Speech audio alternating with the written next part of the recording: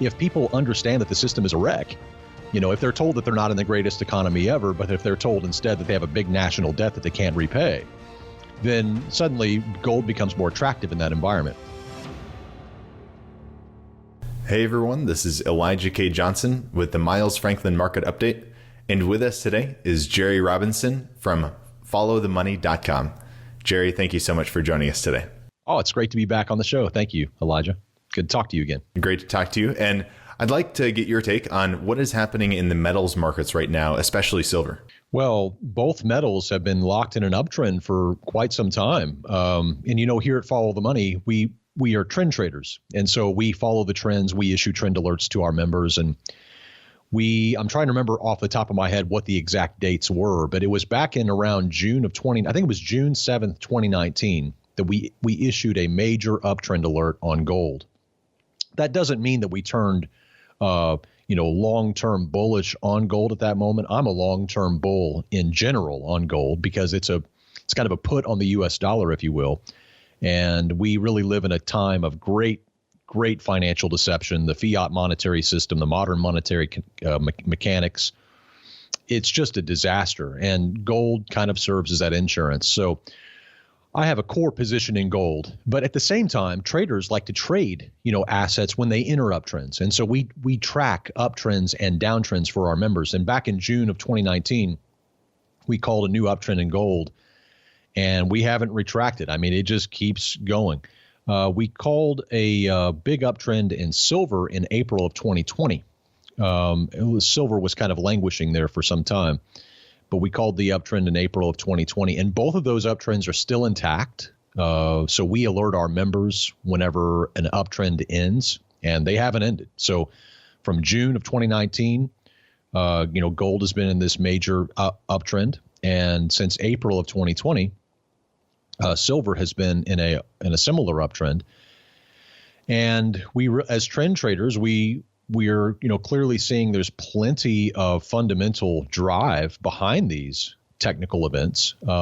Obviously, you've talked about those probably ad nauseum on your own programs about the fundamentals driving gold and silver. I won't repeat all of those, but I will say that we do see more upside ahead, particularly in 2021, for a couple of reasons. Number one, we do believe that inflation will become much more obvious in 2021, especially as people get back to their way of doing things, as things somewhat, I don't think we'll have a full return to normal as we would expect, maybe this year or even next, but I do think that we will see kind of a slow return to normal.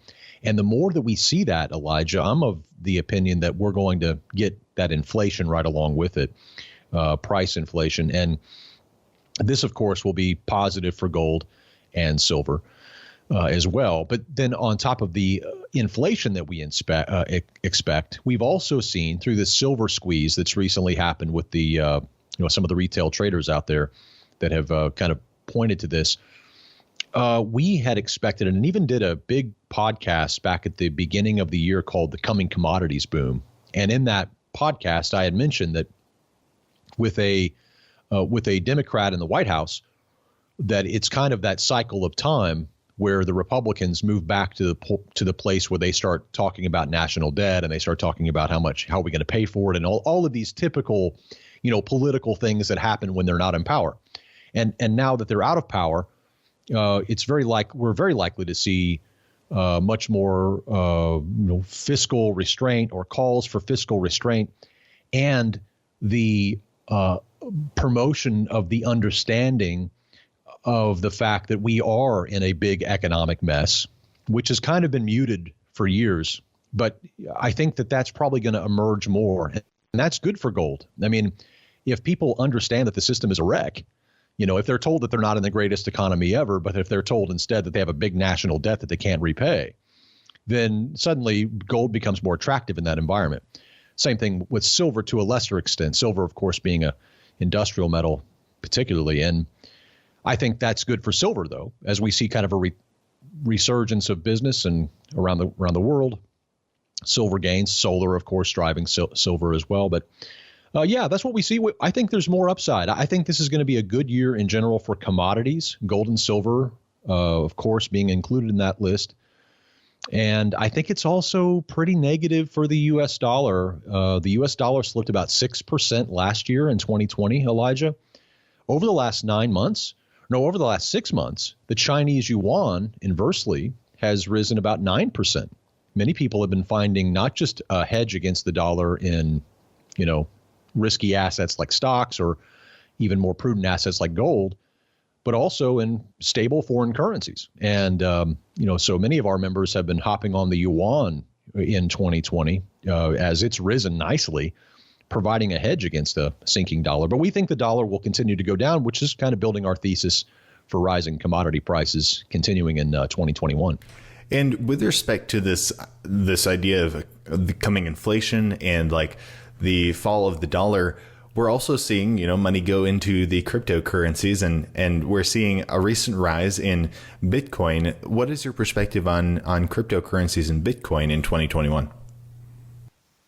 Well, you of all people know that I've been talking about cryptocurrencies for years. It's a key area that we think that many people have not been exposed to.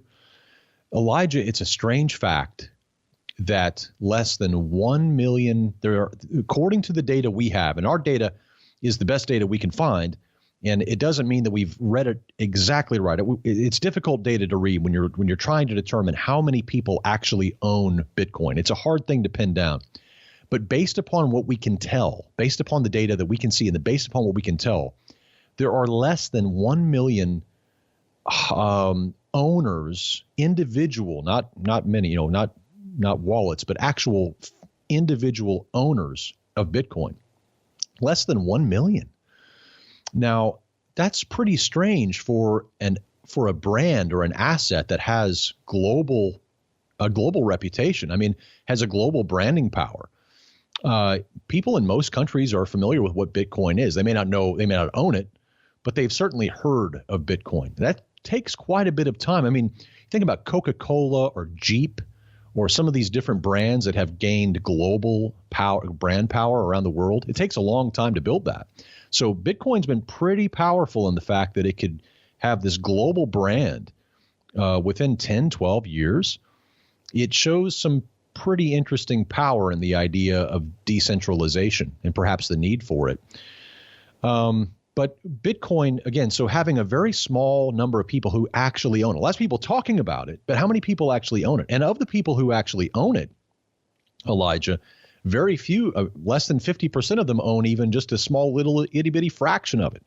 A very, very small number actually own one Bitcoin. And of course, with only 21 million Bitcoin ever going to be in existence, you could really only have 21 million people own one single Bitcoin. So it is a finite and scarce asset. That's what makes it attractive to many people. But many people don't know that Bitcoin is the 5th largest currency in the world right now. I mean, that's pretty surprising. It edged out the British pound. It edged out several other currencies around the world. So it's a very fast and growing currency. We've recently seen that U.S. federal regulators have basically said that banks can participate in the process of issuing or using, basically accepting payments with stable coins or conducting payments with stable coins. We've seen just a tremendous number of institutions begin to slowly add Bitcoin to their treasury accounts as a treasury asset. We are very bullish on Bitcoin. We've been bullish, though, for years. We first got into Bitcoin. Remember the first time I think you and I met, Elijah? I think it was back at the face-to-face. I think it was at the Liberty Mastermind Symposium years ago, back in Las Vegas. Wasn't that the time we first met? I believe 2013, 2012, around there. Yeah. Yeah, somewhere around that time. I mean, you're a young guy, but you were really young at the time. And you're so impressive to me. Elijah, you've always impressed me by being this young guy who gets it. So many people who are younger who are not even interested, in the things that you're talking about. So it's very, very cool to see that. But anyway, when we met, we were there and Trace Mayer was there and he was talking about Bitcoin and he was the one who originally got me on the train. And that, of course, Bitcoin was around a couple $100, around the time. It's since gone on to do very well. right now $40,000, maybe a little less than that now. Our 2025 price target based upon technicals, just based upon technicals, is $250,000. Now, Bitcoin, I think, has a bright future, of course, and it's certainly the winner. But there are other cryptocurrencies that I think, while they may not be the next Bitcoin, that may be the wrong way to put it, there are other coins that are going to do very, very well. And one of the ones that we have liked for a long time, and it's kind of been a dark horse, but it's Ethereum, which is also breaking out to a new all-time high this week as we speak. It's just below $1,600. And Ethereum, if people take Bitcoin and they throw it into the safe and they view it as digital gold, well, Ethereum is what they're building atop of. And so Microsoft and Amazon and Walmart and JP Morgan and all of these major brands are, instead of building their own blockchain, they're just building atop the Ethereum blockchain. And that, of course, is bringing a lot of demand for Ethereum. So we think Ethereum is this dark horse that is really not getting a lot of press. If you're in the crypto space, you know about it, of course, but outside of the crypto space, if you're looking at CNBC or Wall Street Journal or Yahoo Finance or whatever, any of the mainstream outlets, they're talking about Bitcoin only. I mean, they're not talking about Ethereum or Chainlink or Cardano. I mean, they're really focusing upon Bitcoin. So I think there's still a lot of low-hanging fruit for individuals who want to do their research. And we share our own cryptocurrency portfolio with our members here at Follow the Money. I own 15 cryptocurrencies right now.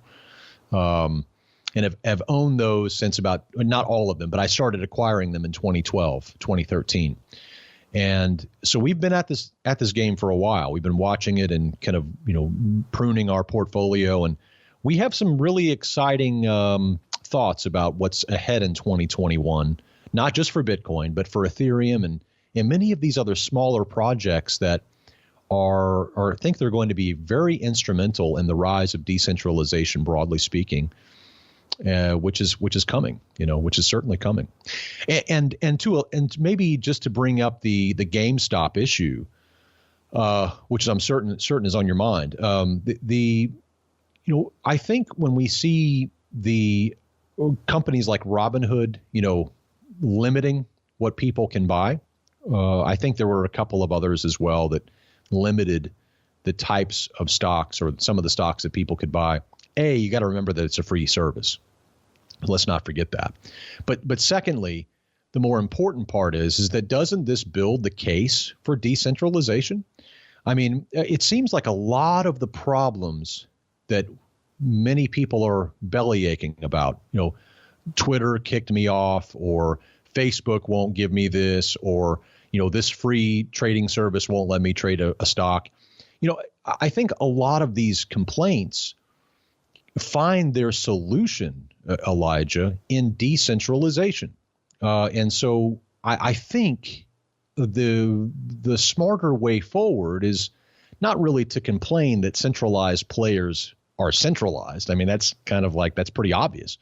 The solution is then decentralize. So I think those kinds of solutions are ahead.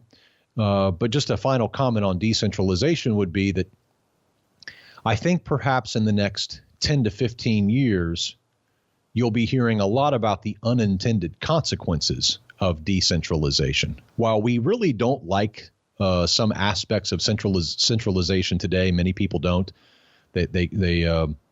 They're upset about the way centralized players operate.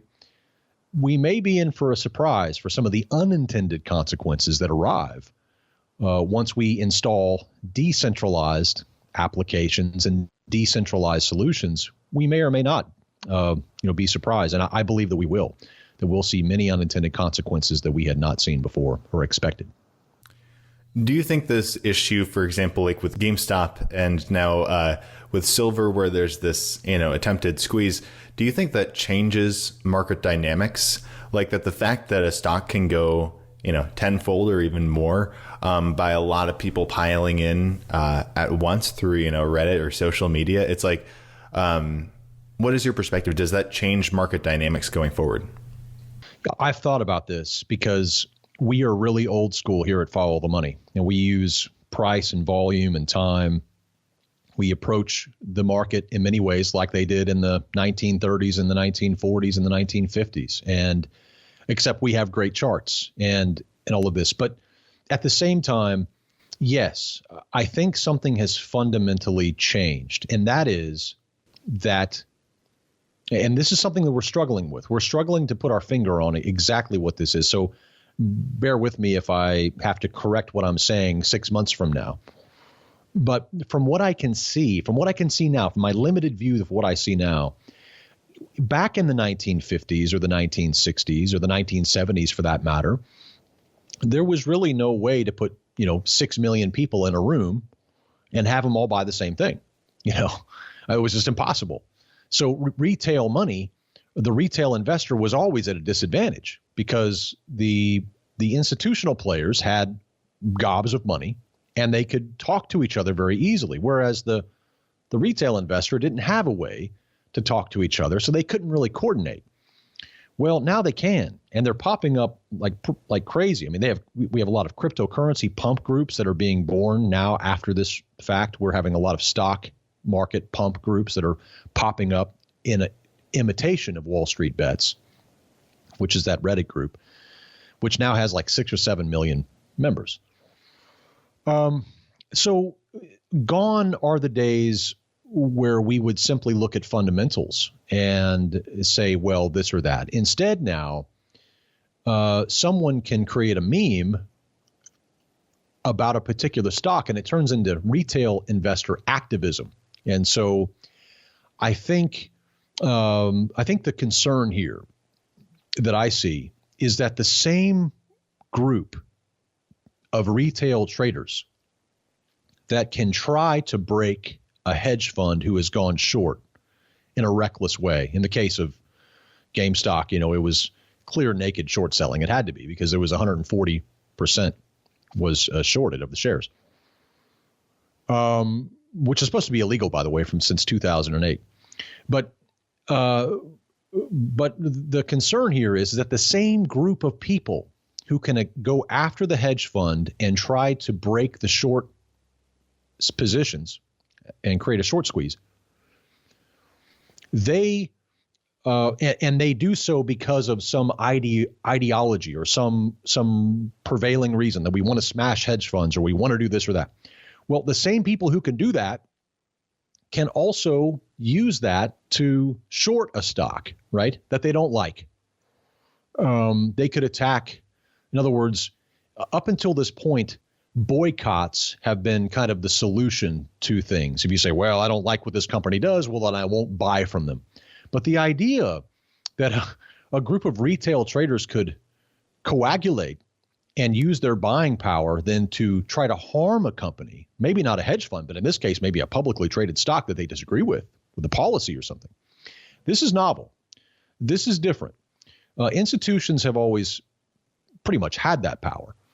But retail investors have not had that ability. So the internet, of course, has made this possible. So I think we need to tread carefully here and realize that this power to break hedge funds and this angst to go against the system may make sense in some way. But at the same time, that same power can be inverted in a way that's detrimental to grandma's 401k or that's detrimental to an entire company that could result in job losses. So it's a very interesting power. And I think the SEC and the people on Wall Street are actively monitoring this because they know that it could go in a very dangerous direction. Again, we also have to remember that we don't teach this kind of approach here at Follow the Money. If you want to get back at Wall Street, we have a better idea for you than buying a $17 stock for $300, right? There's better ways to get back at Wall Street than to buy overinflated assets. And so, but I would say that, I think that, the cat's out of the bag, so to speak. This could take on many different forms now. You could have different groups that pop up committed to different causes. And, and that's what happens when you have too much liquidity in the market and a lot of anger. and in many cases, rightful anger. And so it's really interesting what you're saying is there has been in some way a fundamental shift. And yeah, kind of, does this kind of get back to what you were talking about earlier, is a possible downside to decentralization? Yes, indeed. And when I talk about the potential unintended consequences of decentralization, I mean, decentralization is as old as the hills. I mean, it really is. I mean, the Protestant Reformation, in many ways, was an attempt at decentralization. The printing press was an act of decentralization. The American Revolution was, in many ways, an act attempting to decentralize from the centralized authority of the British Empire, and thinking, well, we can bring power to the people. And so was there good that came out of that? Well, sure. Were there unintended consequences that came out of it that no one could know ahead of time? Yes. Huge, right? Huge, enormous repercussions and unintended consequences that emerged. And so from every act of decentralization in the past, we can see and draw conclusions that there are unintended consequences that were created as a result.